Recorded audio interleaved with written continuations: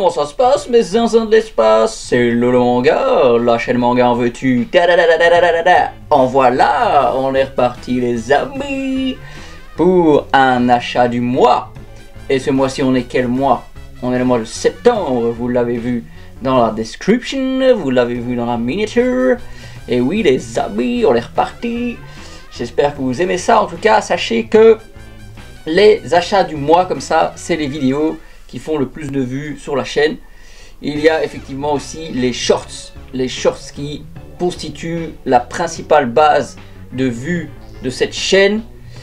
Oui, écoutez, c'est comme ça, hein, c'est comme ça. Les gens de nos jours, ils scrollent, ils regardent 15 minutes, non pardon, ils regardent 15 secondes d'une vidéo, ils se lassent, ils passent à une autre vidéo. Bon, écoutez, c'est 2024, hein, apparemment c'est comme ça que ça se passe. Je sais pas, moi personnellement je trouve ça étrange. Je n'ai pas TikTok, je n'ai pas toutes ces applications où on regarde sans cesse des choses qui ne nous intéressent même pas. Et enfin, moi j'ai pas suivi avec tout ça. Je suis de l'ancienne génération qui aime se mettre une petite vidéo de 15, 20, 30, 40 minutes tranquille quoi, peut-être en faisant autre chose dans la pièce, en lisant un manga, en étant occupé à un jeu vidéo. Moi j'aime un peu le multitasking comme ça. J'aime beaucoup les reportages, j'aime beaucoup les youtubeurs manga, parce que on apprend des choses, on retient des choses. Et moi toutes ces histoires de débit de parole, et il faut parler vite et il faut mettre des effets de lumière et des tremblements de partout. Pourquoi en fait? Pourquoi? Pour éblouir des brebis galeuses? Mais à quoi ça sert les gars? C'est ça le contenu qu'on veut créer de nos jours? Ça je ne comprends pas. Mais bon, je vais arrêter de vous raconter ma vie. Mais j'aime bien faire ça à chaque début de vidéo. Même si pour le watch time c'est pas bien, ouh c'est vilain. Écoutez, moi j'en ai rien à faire. Vous le savez, moi j'ai un travail, moi je suis là pour le plaisir, je suis là pour vous parler de manga. 3, 2, 1, let's go les amis. Chainsaw Man, tome 17. Alors, on est de retour dans le vif du sujet les gars. Chainsaw Man est de retour. Je vais pas trop spoiler ce tome, mais il remet la barre où on l'attend, il remet la barre haute. Et oui, ça fait plaisir. Après des tomes et des tomes et des tomes et des tomes. Enfin le tome, c'était combien là? Le tome 15, il était bien. Avec la moto et tout. Bah, en fait, à chaque fois qu'on voit Denji en Chainsaw Man, c'est bien quoi. Mais après, il avait fait vœu de plus se transformer en Chainsaw Man. Franchement, ça m'a saoulé. Et on voyait plein d'autres personnages dont j'en avais mais rien à faire. Et donc ici, bah écoutez, oui, non, on est reparti. Un tome très rythmé, très violent. Tout ce qu'on attend de Tatsuki Fujimoto, tout ce qu'on attend de cette œuvre Chainsaw Man. Il y a eu un moment vraiment, je sais pas, détendu, comme ça, un moment... Ah, Chainsaw Man c'est ça, hein, on a un moment où on sourit, on est heureux, on se dit ah c'est chouette pour eux, ce qui se passe et tout. Et puis BAM! D'un coup, il se passe une misère totale et toutes les cartes sont redistribuées et concrètement c'est la merde. Donc c'est ça qu'on aime à Chainsaw Man, c'est ça que j'aime à Chainsaw Man. Franchement, ouais, un bon... Qu'est-ce qu'on va dire? Un bon 8 sur 10 pour ce tome. Franchement, du rythme, de la violence, un retournement de situation. On est beaucoup moins dans du blabla. Il n'y a pas beaucoup de mauvaises choses à ce tome-là. Franchement, les longueurs sont disparues. Les personnages... dont on a un peu rien à faire, on n'en parle plus des masses. Non, c'est bien, des combats très stylés. Je vous mettrai un petit résumé de tout ça, j'espère. Je sais pas, je vais essayer de faire quelque chose, j'en sais rien, on verra. Voilà, ça c'était Chainsaw Man que j'ai lu, le tome 17. Alors, Kaiju number 8, et oui, c'est la miniature. Je vous ai eu, hein, j'ai dit que c'était nul, là, je vous ai eu, vous avez regardé, hein, vous avez cliqué. Juste pour mettre des commentaires de haine et je sais pas tout quoi là. Ouais, moi, écoutez, je teste, je fais un petit peu des miniatures choc. Comme ça, on voit ce que ça génère. Parce que bon, voilà, Quand je parle positif, personne réagit. Bon, moi, c'est ce que j'aime. Moi, j'ai envie d'avoir votre avis, des réactions. Quand je vais commencer à dire que c'est nul, là, vous allez voir. D'un coup, il va y avoir plein de commentaires. Tout le monde va rager. Non, écoutez, ce combat avec Oshina, là, comment il s'appelle? Narumi? Non, qu'est-ce que je raconte? Ouais, avec Oshina, c'est ça. Hein. Le combat Oshina avec le kaiju numéro, je sais plus combien, numéro 12, je crois, se finit. Un bien beau combat qui se finit en beauté, qui selon moi a duré bien trop longtemps. J'étais complètement désintéressé. Et puis quand il y a des tomes comme ça avec que du combat, bah ça se lit très rapidement, ça se lit en une demi-heure. Alors j'ai une bataille de chats qui se fait en direct. Non, écoutez, moi je vous ai déjà dit que pour moi Kaiju Number 8, le public cible c'est les jeunes garçons entre 12 et 16 ans. Voilà, si vous commencez à dire que Kaiju c'est une masterclass intersidérale, c'est le meilleur manga de l'histoire de l'humanité, ça veut dire que vous avez lu peut-être 2 mangas dans votre vie, quoi. Non, je suis désolé. Je suis désolé, c'est pas du tout... C'est un très bon shonen passe-temps, combat, action. Il y a un peu d'humour, il y a des chouettes personnages. Les dessins sont bien, hein, voilà, les dessins sont bien, sans être dans le haut du panier, hein, sans être ultra transcendant. Mais encore une fois, voilà, si vous avez entre 12 et 16 ans, vous connaissez pas les seinen, vous connaissez pas des super shonen comme One Punch Man, enfin voilà, vous connaissez pas tout ça, donc vous êtes pardonné. Et puis après c'est chacun ses goûts, mais c'était un très bon tome, voilà, ça s'est lu rapidement, ça a conclu ce combat interminable entre Oshina et le kaiju, qui était une copie du kaiju numéro 10, dont il a la combinaison, enfin, ouais, un plot twist de fou, quoi, un truc de fou. Non, moi j'aime bien, j'achète, je lis, après, voilà, les gens qui disent que c'est le manga du siècle, bah franchement, allez lire des mangas, quoi. Déjà, allez lire des mangas, avant de dire que ça c'est le manga du siècle. C'est un chouette petit manga, les gars, chouette petit manga. Il y a tellement mieux que ça, quoi. Franchement, désolé. Moi, je vous conseille Fire Force, je vous conseille D. Greyman, je vous conseille Dr. Stone, je vous conseille... Ouais, même Chainsaw Man, je vous conseille tellement de shonen. Si vous n'avez pas beaucoup d'argent, voilà. Bah après, c'est un très bon shonen, achetez-le. Voilà, je suis pas en train de dire que c'est de la merde en barre, non, pas du tout. Mais il faut arrêter, les gars. Il faut vraiment arrêter de... Non, un bon 7 sur 10 pour ce tome. Vraiment, ça remonte la barre. Les 2 derniers tomes, franchement, ils m'avaient saoulé. Beaucoup trop long. Alors ce mois-ci, waouh, Tsutomu Takahashi, Détonation, tome 1. Il y aura 3 tomes au total. Et là, on bascule. Là, on passe du shonen au seinen. Une chouette petite histoire. Je dis chouette petite histoire. C'est un récit quand même grave et triste.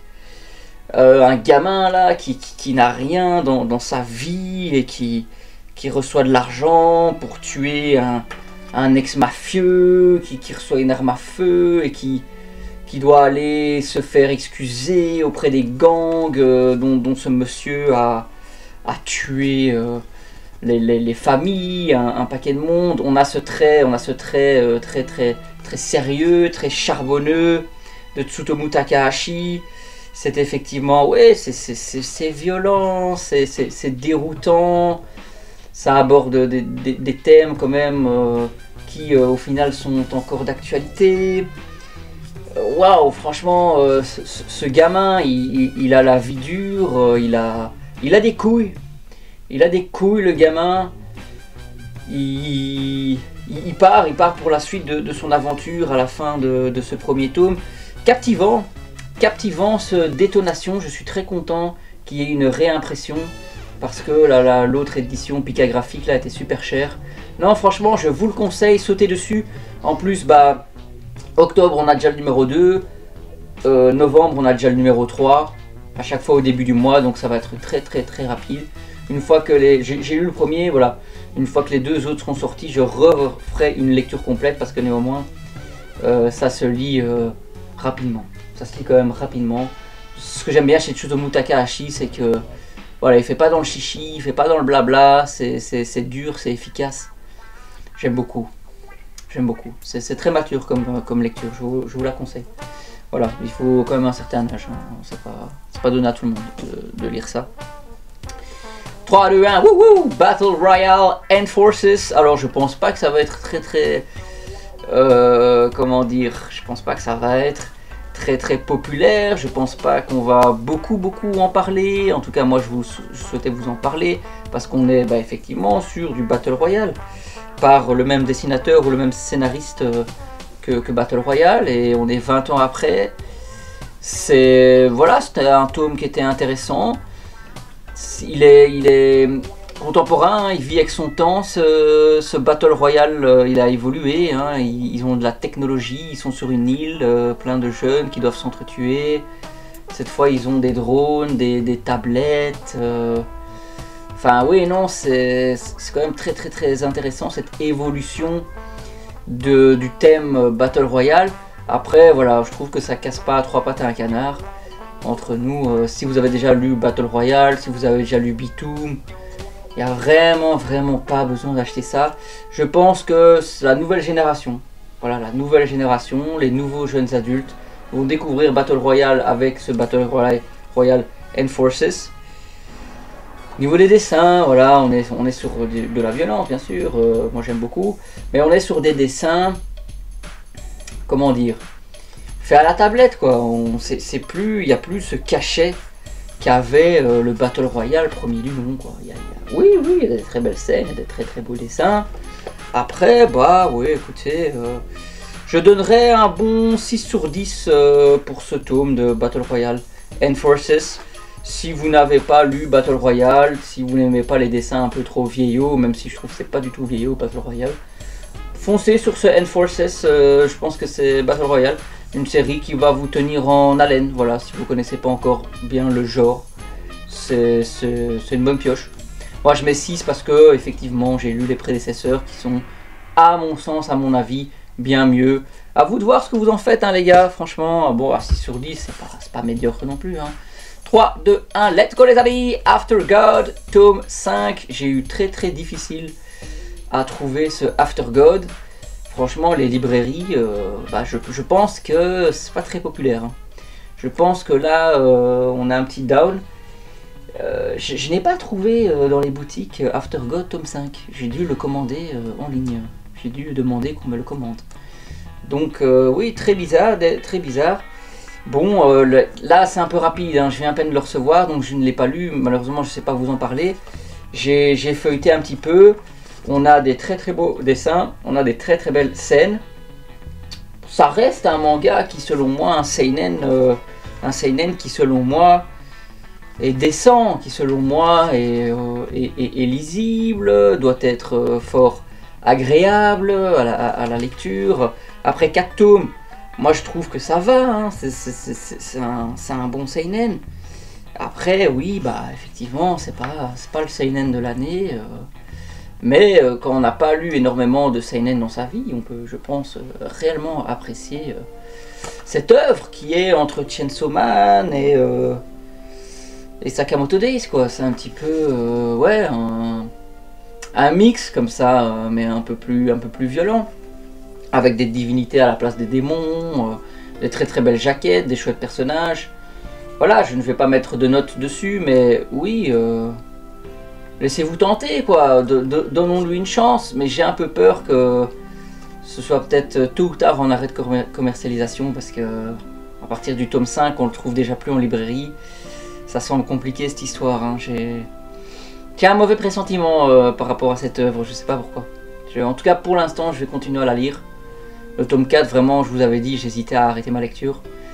Mais on va mordre sur sa chic, on va continuer. After God, tome 5, on verra. Je vous dirai le mois prochain ce que j'en ai pensé, voilà. On verra bien. Alors, waouh, la baston les amis. Kengan Omega, tome 13, tome 14, tome 15 et bien évidemment le tome 16. Comme vous le voyez, franchement, on a des jaquettes qui rocks du boudin. J'aime beaucoup les personnages de Kengan Omega, ils sont très stylés. Alors, Qu'est-ce que j'en pense? Pour l'instant, malheureusement, j'ai pas lu, je viens de les recevoir. Du tome 13 au tome 16. J'ai commandé sur Anime Store. Mais c'est vrai qu'on avait certains combats qui étaient en cours, qui étaient très intéressants. Alors, je vous montre un petit peu des pages. Voilà, ouais, ils sont tout neufs là, ça sent l'encre, ça sent le papier, j'adore ça. Oh là là, c'est une odeur qui me rappelle chez moi, c'est une odeur qui me rappelle un moment de calme, de paix. Voilà, ils partent sur civière, ils meurent, c'est un combat à mort les gars, même s'ils ont interdit, soi-disant dans ce tournoi, de tuer, mais ouais, apparemment c'est pas réellement le cas. Je sais pas, je vous dirai aussi le mois prochain ce que j'en ai pensé. Une très bonne édition de Meian qui sort les tomes 4 par 4. Ne lâchez pas les gars, si vous avez aimé Kengan Ashura, lisez ce Kengan Omega qui est vraiment trop stylé. Je vais pas vous mettre trop de spoil parce qu'effectivement il y a du spoil. Il y a quand même des plot twists assez intéressants dans Kengan Omega. Bah écoutez, moi, pour le coup, regardez, ça c'est clairement dessiné sur tablette, et pourtant je trouve que c'est très bien dessiné. Donc comme quoi, j'en ai pas après les dessinateurs sur tablette, pas du tout. J'en ai après un rendu un peu générique et un peu simpliste que beaucoup de mangas peuvent avoir en dessinant sur tablette comme ça. Mais ici, regardez, ça donne super bien, super beau dessin. Les combats ultra dynamiques, les personnages sont charismatiques. Vraiment, Kengan Omega, je vous le conseille. Plus. Moi, je vais pas donner de notes sur ces tomes-là parce que je les ai pas lus. Mais si je dois noter Kengan Omega pour l'instant, ouais, c'est un bon 9 sur 10. C'est un bon 9 sur 10. Franchement, ça me tient en haleine. Il y a eu des plot twists, des retournements de situation très intéressants. Non, il n'y a rien à dire les gars, il n'y a rien à dire. Lisez Kengan Omega, lisez Kengan Ashura. Les mangas de baston, ça déchire. On est Team Baki ici. J'ai un petit peu des poussières dans le pif. Et oui, c'est ce qui nous reste ici. Subutei, tome 4. Eh oui, Kazuhiro Fujita. Oh là là, qu'est-ce qu'on est chanceux d'avoir toutes ces œuvres de Kazuhiro Fujita qui sortent, qui sont imprimées, qui sont proposés dans des formats comme ça, perfect. C'est génial, ça sublime les dessins de Kazuhiro Fujita, qui est parmi les meilleurs dessinateurs, franchement. Après, waouh, calmez-vous les chats. Chut, calmez-vous les chats. Ils se battent ici. Non, Kazuhiro Fujita, qu'on le veuille ou non, il fait partie des meilleurs dessinateurs dans le game. Je suis désolé, on aime ou on n'aime pas après, hein, mais non, c'est très fouillis, c'est très détaillé. Moi j'aime beaucoup le chara design. Je peux comprendre, hein, on aime ou on n'aime pas. Hein. Je peux clairement comprendre qu'on n'aime pas. Mais il a une certaine complexité dans ses scénarios. C'est... Comment dire? Oui, c'est galvanisant quoi. Toutes les œuvres de Fujita sont très prenantes et très intéressantes. Je ne peux que vous les conseiller, les amis. Voilà, achetez Subutei. Moi, comme je vous l'ai déjà dit, je n'ai pas encore lu ce Subutei. Parce que il va y avoir 25 tomes. Moi, je veux vraiment me plonger dans les œuvres de Fujita. Je ne pense pas pouvoir tout comprendre et tout emmagasiner comme ça en lisant un tome tous les 2 mois. Non, ça va plus comme ça. Moi, j'arrive plus à lire comme ça. Je privilégie les lots, les intégrales d'occasion négociées à bon prix et aussi les sorties que je vous présente, les nouveautés, mais que je cumule. Je les cumule et une fois qu'il y en a plus qu'assez, bah alors je me fais une lecture. Je vais pas commencer au tome 15, lire jusqu'au tome 15 et puis de nouveau attendre 1 an et demi avant d'avoir la fin. Et puis je suis bon pour tout relire parce que je vais pas tout retenir bien sûr. Je sais pas, dites-moi ce que vous en pensez de cette manière de faire. À vous de me dire. Alors les gars, on me met un petit like la vidéo mon coco, un petit abonnement, ça fait toujours plaisir, merci beaucoup. Et on se dit à la prochaine les amis. Salut, bye bye, ciao, yo.